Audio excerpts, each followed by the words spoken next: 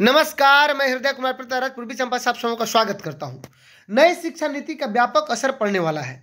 चूंकि नई शिक्षा नीति 2020 के तहत अब विद्यालयों की रूपरेखा में बदलाव होगा और विद्यालयों की संरचना में ये बदलाव होने जा रहा है बिहार में भी।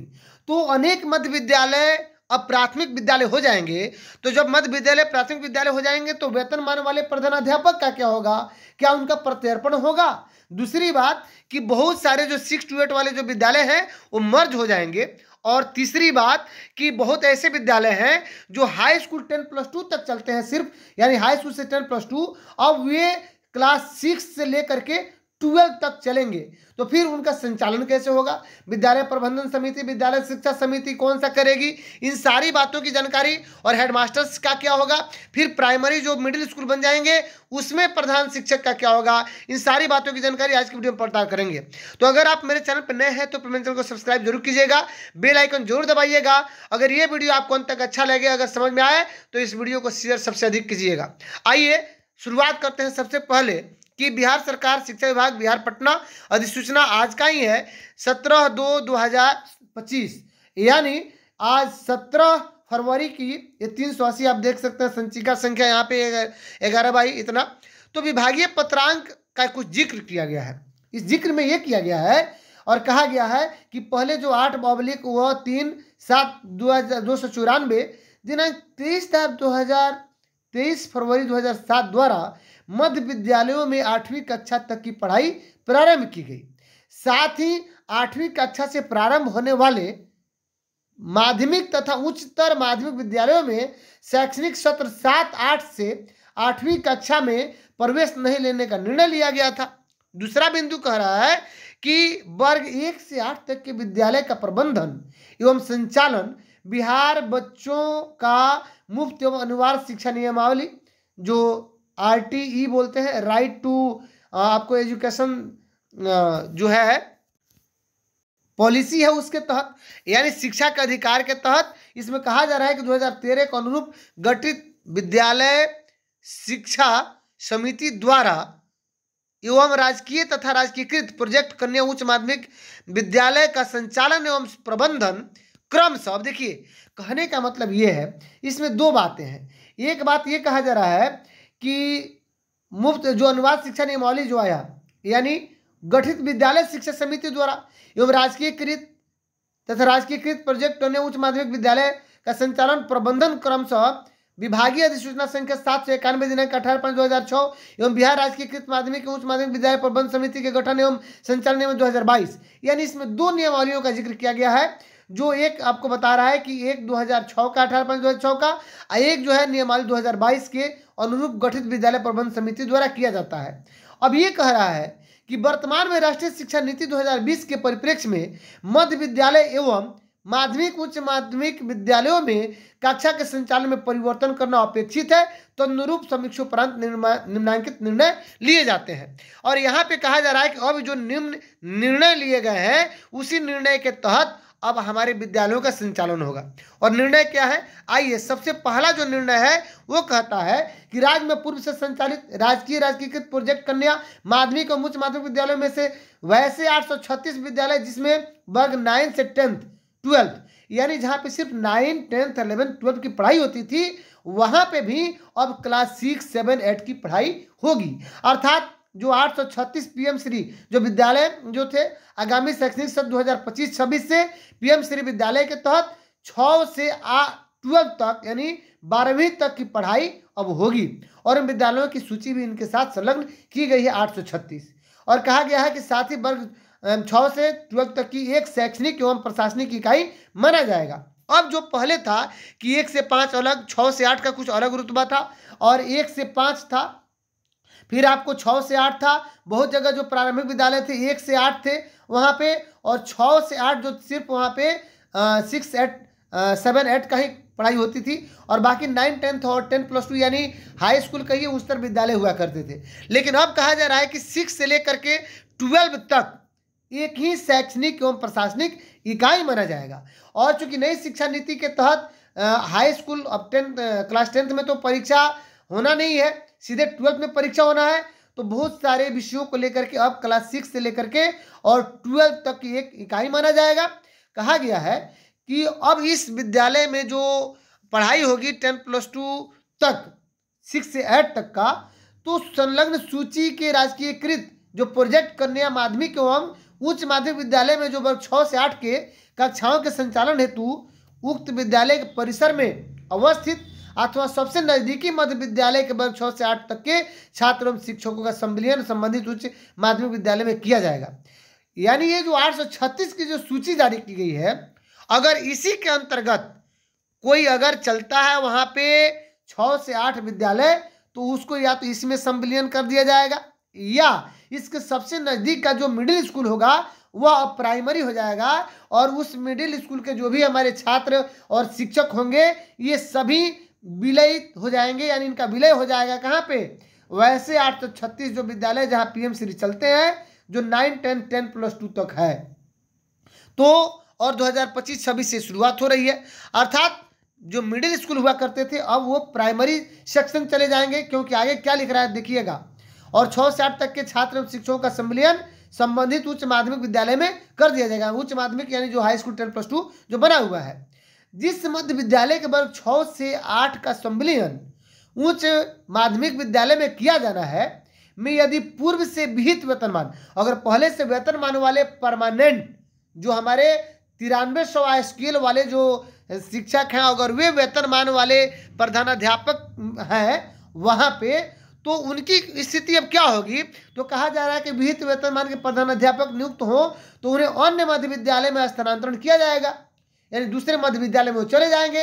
अब वहाँ पे डिपेंड होगा कि वरीयता और देखा जाएगा, अलग बात है कि उनकी क्या स्थिति होगी, लेकिन कहा जा रहा है कि साथ ही मध्य विद्यालय के प्रधानाध्यापक के पद का प्रत्यार्पित करने हेतु प्रस्ताव तैयार कर जिला शिक्षा पदाधिकारी विभाग को उपलब्ध कराएंगे। यानी जो डीईओ महोदय होंगे वो उस पद को प्रत्यार्पित करेंगे। प्रत्यार्पित का अर्थ होता है कि दूसरे जगह सौंपा जाना, जैसे अपराधियों का या विदेशी मामले में, स्वदेशी मामले में नागरिकों का प्रत्यार्पण होता है। तो प्रत्यार्पण का अर्थ होता है कि दूसरे को सौंप देना, या यूं कहें कि मैं कहूं कि इनका स्थानांतरण किया जाना।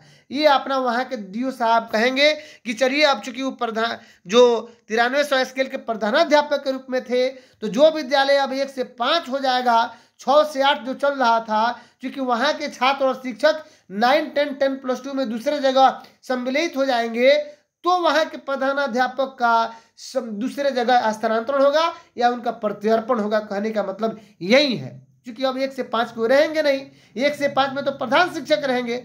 अब आइए, और चूंकि वो प्रधानाध्यापक है, यहाँ भाषा को भी समझना अति आवश्यक है। आगे बढ़ते हैं कि कहा जा रहा है कि मध्य विद्यालय के वर्ग 6 से 8 तक का संविलियन संबंधित उच्च माध्यमिक विद्यालय में करने हेतु आवश्यक कार्रवाई कौन करेंगे, डीओ साहब करेंगे। यानी उनका जो मर्ज करेंगे, संविलियन करेंगे, डीओ साहब करेंगे। 6 से 8 का जो शिक्षक होंगे या छात्र होंगे। अब आगे बढ़ते हैं। अब इसमें आप लोग सोचने वाली बात है कि 6 से 8 वाले जो शिक्षक कौन है, तो जो स्नातक ग्रेड वाले जो शिक्षक हैं 6 से 8 वाले, और इस पर आप लोग समझ ही रहेंगे कि जो उसी में बेसिक ग्रेड वाले भी शिक्षक हैं तो 1 to 5 में हो रह जाएंगे। आगे सोचने वाली बात है कि संविलियन होने वाले मध्य विद्यालय के वर्ग 1 से 5 तक की कक्षा स्वतंत्र इकाई के रूप में प्राथमिक विद्यालय में समपरिवर्तित माना जाएगा। यानी समपरिवर्तित का अर्थ होता है पूरी तरह से बदल जाना, पूरी तरह से बदलाव हो जाना। और ये बदलाव क्या होगा कि जो मिडिल स्कूल होंगे वे अब चूंकि उनके जो छात्र और शिक्षक हैं वो हाई स्कूल 10+2 में चले गए, चूंकि वहाँ 6 to 8 से 6 से लेकर के 12 तक की कक्षा संचालित होगी, इसलिए अब वो मिडिल स्कूल आपका प्राथमिक विद्यालय बन जाएगा। जहां भी वैसा मिडिल स्कूल होगा वो प्राथमिक विद्यालय बन जाएगा। वैसा मिडिल स्कूल जिसमें कि 10+2 तक की पढ़ाई होती है वो अपरिवर्तित रहेगा, अर्थात वहां पे 10+2 तक की पढ़ाई होती है। बहुत ऐसे मिडिल स्कूल हैं जहां 6 से लेकर के 10+2 तक पढ़ाई होती है। बहुत सारे ऐसे मिडिल स्कूल हैं या 10+2 तक के विद्यालय हैं जहां 1 से लेकर के 10+2 तक की पढ़ाई होती है। वैसी परिस्थिति में क्या होगा, वैसी परिस्थिति में चूंकि वो पंचायत का एक ही विद्यालय है जो 10+2 है, तो वहां पे सिर्फ 6 से लेकर के 10+2 तक पढ़ाई होगी, और बाकी 1 to 5 के जो बच्चे हैं ये आपको प्राथमिक विद्यालय में पढ़ेंगे। आइए आगे बात कर लेते हैं कि 3 नंबर क्या कह रहा था। वही कह रहा था कि सम्मिलित होने वाले मध्य विद्यालय वर्ग 1 से 5 तक की कक्षा क्या होगी, स्वतंत्र इकाई के रूप में प्राथमिक विद्यालय में स्वयं परिवर्तित माना जाएगा, यानी पूरी तरह से परिवर्तन हो जाएगा। साथ ही इस प्राथमिक विद्यालय के लिए प्रधान शिक्षक का पद अलग से सृजित किया जाएगा, यानी अब जो उसी विद्यालय में अगर मान लीजिए कोई प्रधानाध्यापक होंगे तो उनको कहाँ भेजा जा रहा है, दूसरे मिडिल स्कूल में दूर के। अब और उसमें कौन आएंगे, तो प्रधान शिक्षक आएंगे, चूंकि वो विद्यालय वह प्राइमरी हो जाएगा। अब बात आ रही है कि कई तरह के विद्यालय हैं जहाँ पे 1 से आपको 8 तक पढ़ाई होती है, कुछ है 1 से लेकर के और 10+2 तक पढ़ाई होती है। तो जो 1 से लेकर 10+2 तक है वहाँ सिर्फ 6 to 12 चलेगा, और बाकी 1 से जो 5 है वह प्राइमरी सेक्शन में हो सकता है कि उनको भेज दिया जाए। अब आइए 4 नंबर बिंदु कहता है कि सूची में संलग्न विद्यालय के वर्ग 9 से लेकर 12 तक के लिए विद्यालय के, ध्यान दीजिएगा, 9, 10, 11, 12 का जो विकास कोष है, छात्र को समग्र शिक्षा अंतर्गत बैंक खाता या SNA खाता एवं अन्य राशि के व्यय हेतु बैंक खाता का संचालन उच्च माध्यमिक विद्यालय के, यानी जो 10+2 विद्यालय के जो हेडमास्टर साहब होंगे उनके द्वारा संयुक्त रूप से विद्यालय के अन्य शिक्षक यथा निर्देशित के साथ करेंगे, यानी जैसे करते हैं, है ना, 10+2 तक के। लेकिन सूची में जो संलग्न विद्यालय के वर्ग 6 से 8 तक के कक्षाओं के लिए उच्च माध्यमिक विद्यालय के प्रधानाध्यापक या प्रभारी प्रधानाध्यापक एवं विद्यालय शिक्षा समिति के अध्यक्ष अथवा सचिव के द्वारा विद्यालय शिक्षा समिति संबंधित बैंक खाता आदि का संचालन संयुक्त रूप से किया जाएगा। इसमें कहा जा रहा है कि जो 6 से 8 तक के जो कक्षाओं के लिए उच्च माध्यमिक विद्यालय के प्रधानाध्यापक या प्रभारी प्रधानाध्यापक एवं विद्यालय शिक्षा समिति, ध्यान देने वाली बात है, 9, 10, 10+2 तक का सीधी सी बात है कि जो विद्यालय है वहाँ उच्च माध्यमिक विद्यालय के प्रधानाध्यापक द्वारा, उसी तरह 6 से 8 तक का भी कहा जा रहा है कि उच्च माध्यमिक विद्यालय के प्रधानाध्यापक या प्रभारी प्रधानाध्यापक एवं विद्यालय शिक्षा समिति के अध्यक्ष अथवा सचिव के द्वारा विद्यालय शिक्षा समिति से संबंधित बैंक खाता का संचालन होगा, यानी समग्र शिक्षा एवं PM पोषण योजना। चूंकि 9, 10, 11, 12 में PM पोषण योजना नहीं चलता है, तो कम से कम 6 to 8 में तो MDM चलेगा, इसलिए उनका संचालन भी उच्च विद्यालय के जो शिक्षक होंगे, प्रधानाध्यापक होंगे और विद्यालय शिक्षा समिति अपना करेगी, क्योंकि 6, 7, 8 के लिए विद्यालय शिक्षा समिति है। आगे बढ़ते हैं, और 9, 10, 10+2 के लिए प्रबंधन आपको समिति है, आप सबको पता होगा ही। आगे बढ़ते हैं, 6 नंबर क्या कहता है कि वर्ग 6 से 8 तक के विद्यालय के संचालन हेतु विद्यालय शिक्षा समिति तथा 9, 10 से लेकर 12 तक के लिए संचालन हेतु प्रबंध समिति, जी लिख ही दिया, पृथक रूप से कार्य करेंगे, यानी अलग अलग काम करेंगी। BSS और जो मैनेजमेंट जो यहाँ पे कमेटी है वो अलग अलग, यानी 9, 10, 11, 12 का अलग प्रबंधन समिति होगा और 6 से 8 तक का विद्यालय संचालन के लिए विद्यालय शिक्षा समिति अलग होगा। 7 नंबर बिंदु कहता है कि 6 से 8 तक की कक्षाओं के संचालन हेतु पूर्व से जो नियुक्त वर्ग 6 से 8 तक के शिक्षकों द्वारा किया जाएगा, यानी जो 6 से 8 तक के जो नियुक्त शिक्षक होंगी वही, ऐसा नहीं कि आप 1 से 8 तक मिडिल स्कूल में हैं और आप बेसिक ग्रेड वाले टीचर हैं, आप उसी में पढ़ा रहे हैं, तो आप 1 to 5 में जाएंगे, और 6 से 8 तक के कक्षाओं के संचालन जो पूर्व से नियुक्त जो 6 से 8 तक के शिक्षक हैं, यानी स्नातक ग्रेड वाले शिक्षक हैं, वो उसी तरह अपना कक्षा संचालन करेंगे। अब कह रहा है कि शिक्षक की अनुपलब्धता की स्थिति में अगर मान लीजिए कि 6 से 8 में शिक्षक नहीं रहते हैं, वैसी स्थिति में वर्ग 9 से लेकर के 10th एवं 11, 12 के शिक्षकों के द्वारा भी 6 से 8 तक में कक्षा का संचालन किया जाएगा। दूसरी बात कि अगर 6 से 8 तक के लिए U-DAS कोड एवं तदनुरूप, यानी कह रहा है 6 से 8 तक के लिए, 6 से 12 तक के लिए U-DAS कोड एवं तदनुरूप समग्र शिक्षा अंतर्गत SNA खाता के संचालन हेतु बिहार शिक्षा परियोजना परिषद पटना के द्वारा अनुवर्ती कार्रवाई की जाएगी, यानी इसके संबंध में जो बाद में कार्रवाई की जाएगी, इससे संबंधित पूर्व से निर्गत सभी मापदंड मुक्त हद तक संशोधित समझे जाएंगे, यानी पूर्व से जो मापदंड है अब वो अब इसी लेटर के द्वारा संशोधित समझे जाएंगे।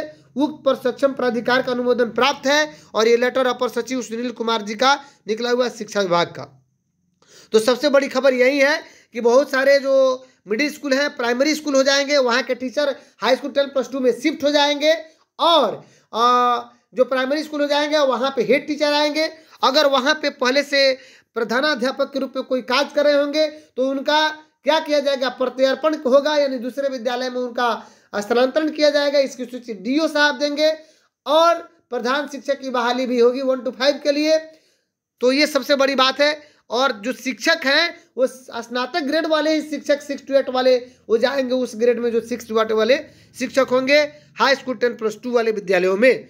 तो ये अगर वीडियो आपको अच्छा लगा हो तो अगर आप मेरे चैनल पर नए हैं तो अपने चैनल को सब्सक्राइब जरूर कीजिएगा, बेल आइकन जरूर दबाइएगा। अगर ये वीडियो आपको बहुत अच्छा लगा हो तो सबसे अधिक इसे शेयर कीजिएगा। मिलते हैं नेक्स्ट वीडियो में, तब तक के लिए थैंक यू।